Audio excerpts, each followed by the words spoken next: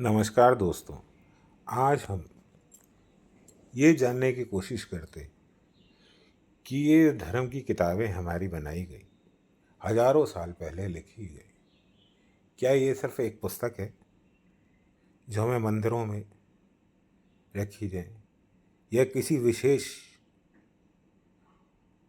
लोगों के द्वारा ही पढ़ी जाए, जैसे कि ब्राह्मण, और वो तिलक की कथा वाचें और हम वो कथा सुनने जाएं और सुन के वापसी आ जाएं, उनसे हम कुछ ग्रहण ना करें, तो ये किताबें हमारे लिए बेकार हैं। ये किताबें उस ज़माने में भी जो लिखी गई थी, जैसे कि पुराण, ये आज के लिए भी उतनी ही शक्तिशाली है।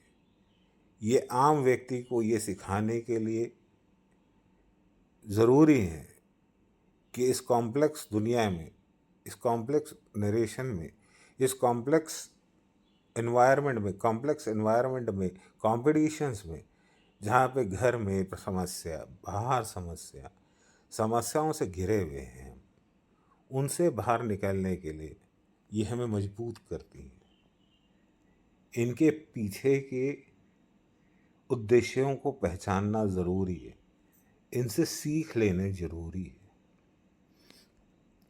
इसी कड़ी को स्टार्ट करने के लिए, इसको डिफरेंट एक्सपेक्ट आज की दुनिया के साथ रिलेट करने के लिए मैंने ये श्रृंखला शुरू करी। अगर आपको ये श्रृंखला सुनने के बाद अच्छी लगे तो इसे लाइक कीजिए, शेयर कीजिए और सब्सक्राइब ज़रूर कीजिए। इससे मुझे और गहरे रहस्यों को आपके सामने खोलने में आसानी हो।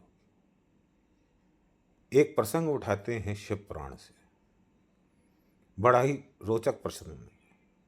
हम सब जानते हैं समुद्र मंथन के बारे में। इसके पीछे का मतलब और सीखने की, जानने की मेरे साथ कोशिश करें। आइए इस जर्नी में आगे चलते हैं। क्या आपने कभी सोचा था कि देवता भी हार मान सकते हैं? अब पूरी स्पष्ट सृष्टि विनाश के कगार पे थी, तब हमें किसने बचाया? ब्रह्मांड को। आज मैं सुनाऊंगा एक ऐसी गाथा जिसमें है रहस्य, भय, त्याग और सबसे बड़ा प्रेम।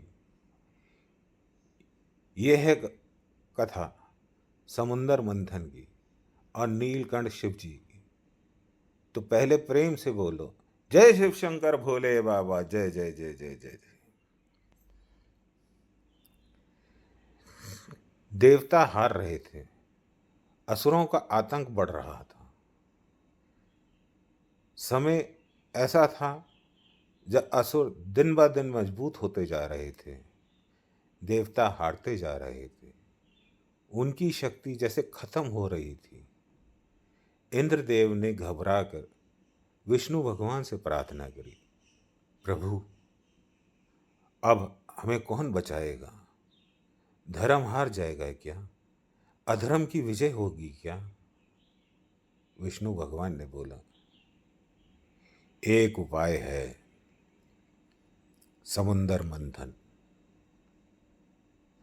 वहां से निकलेगा अमृत और वही अमृत देगा तुम्हें अमरता। पर ध्यान रहे, अमृत के साथ बहुत सी अनहोनी भी बाहर आएगी। जाओ असुरों को बुला लाओ।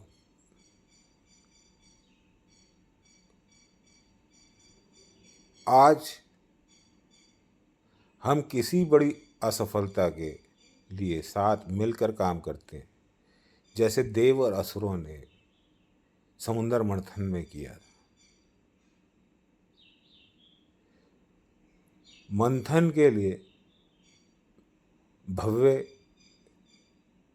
मंदरांचल पर्वत समुंदर में रखा गया। वासुकी नाग की रस्सी बनाई गई। देवताओं ने पूंछ पकड़ी और असुरों ने मुंह। मंथन शुरू हुआ। धीरे धीरे मंथन होता गया। समुंदर से अद्भुत रत्न निकलने लगे, जैसे कि अप्सरा, घोड़े, औषधियां। हर तरफ खुशी थी। पर अचानक एक ऐसा दृश्य सामने आया कि सब लोग कांपने लगे, थर थर कांपने लगे। उसमें से निकला कालाकुट विषय।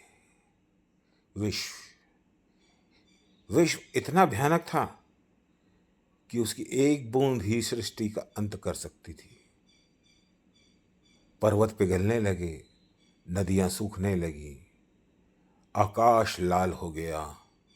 देवता और असुर सब घबरा के चिल्लाए, बस अब तो अंत है, सब कुछ समाप्त हो जाएगा। देवता भागते हुए ब्रह्मा जी के पास पहुंचे। देवता बोले, हे प्रजापति, हमें बचा लो, बचा लो, इस विष ने सब कुछ जला देगा। ब्रह्मा जी हाथ जोड़ के बोले, नहीं, मेरे बस की बात नहीं है व्यस्त, तुम विष्णु भगवान के पास जाओ। देवता भागते हुए नारायण के पास पहुंचे। बोले, नारायण नारायण, आप ही हमारी रक्षा करो, आपने ही आइडिया दिया था बॉस। विष्णु बोले, ये कार्य मुझसे भी ना हो पाएगा भाई। ये विषय, इस विष को केवल महादेवी संभाल सकते, क्योंकि वो संसार में संतुलन और संहारक के देवता हैं। देवता क्लास की ओर दौड़े और महादेव के चरणों में जाके गिरे और पड़े और बोले, प्रभु हमें बचाइए, हमें बचाइए, नहीं तो ये सारा संसार नष्ट हो जाएगा।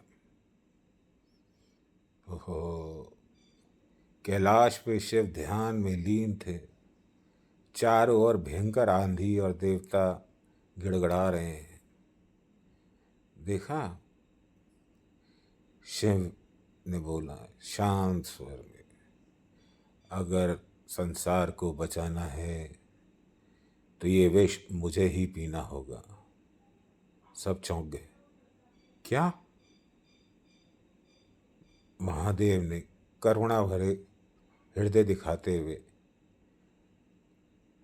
और उन्हें सृष्टि को बचाने के लिए वह कालाकट कुट विश्व अपने कोर में लिया और एक घूंट में ही पी गए।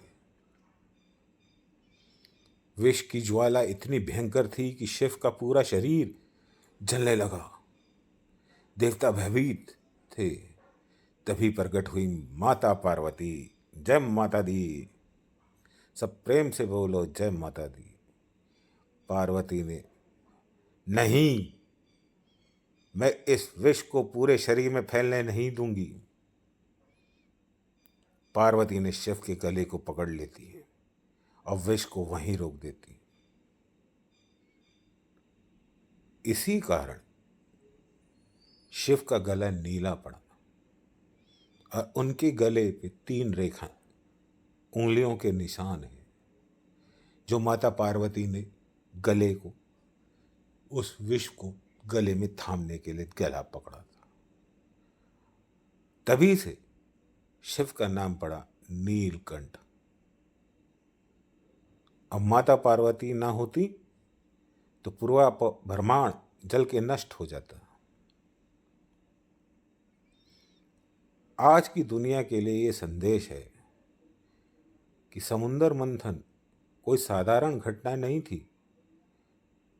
वो हमें जीवन का सत्य बता रही थी। समुद्र मंथन क्या था? वो संघर्ष है आज का। अमृत क्या है? सफलता है आज। विश्व क्या है? कठिनाई, तनाव, ईर्ष्या। शिव का त्याग क्या था? सच्चा नेतृत्व। पार्वती का सहारा क्या था? परिवार का साथ। महादेव ने हमें सिखाया कि अगर कोई सच्चा नेता है तो वह सिर्फ अमृत के लिए नहीं रखता, बल्कि दूसरों की रक्षा के लिए विष भी पीता है। और यही त्याग समाज को बचाता है। आज भी आप किसी कठिनाई के सामना करें, याद रखिए, हर अमृत तक पहुंचने से पहले विष आता है, पॉइजन आता है। और जो इस पॉइजन को सह लेता है, यानी कि संघर्ष को सह लेता है, वही सच्चा महादेव कहलाता है। इससे हमें सीखना चाहिए कि महादेव हमें संघर्ष करना सिखाते हैं और ये बताते हैं कि संघर्ष से पहले कठिनाइयाँ आती हैं और उस कठिनाइयों को हमको समझदारी से झेलना पड़ता है, तभी हम जीवन का अमृत यानी कि सुखों को पा सकते हैं।